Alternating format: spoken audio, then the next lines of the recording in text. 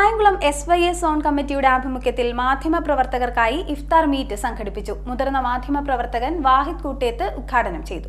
Kayamkulam SYS zone കമ്മിറ്റിയുടെ ആഭിമുഖ്യത്തിൽ മാധ്യമപ്രവർത്തകർക്കായി ഇഫ്താർ meet സംഘടിപ്പിച്ചു. ബ്രൂഫിയ കോൺഫറൻസ് ഹാളിൽ നടന്ന ഇഫ്താർ മീറ്റ് മുതിർന്ന മാധ്യമപ്രവർത്തകൻ വാഹിദ് കൂട്ടേത്ത് ഉദ്ഘാടനം ചെയ്തു. ഒരു മതമാണ് ഇസ്ലാം. ആരെയും മനുഷ്യരായി വേർതിരിക്കുന്ന ഒരു പ്രസ്ഥാനമല്ല ഇസ്ലാം. മനുഷ്യരെ എന്നാണ് ഖുർആൻ അഭിസംബോധന ചെയ്തത്.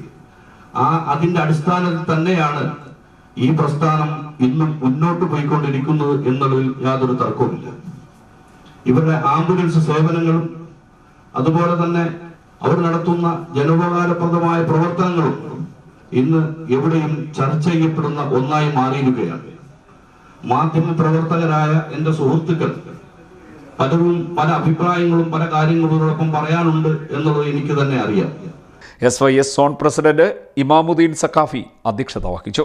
മാധ്യമപ്രവർത്തകരായ ബിജു പി വിജയൻ, ഹരികുമാർ, രാജേഷ്, സുരേഷ് ബാബു, ഷമീം തോപ്പിൽ, രജിത്, പ്രദീപ് കണ്ണമംഗലം, നൌഷാദ് മാങ്കാങ്കുഴി, ബദർ കേരള, അജിത് കുമാർ, താജുദ്ദീൻ ഇല്ലിക്കുളം, അനസമാൻ, BM മിർഷാദ് എന്നിവർ പങ്കെടുത്തു.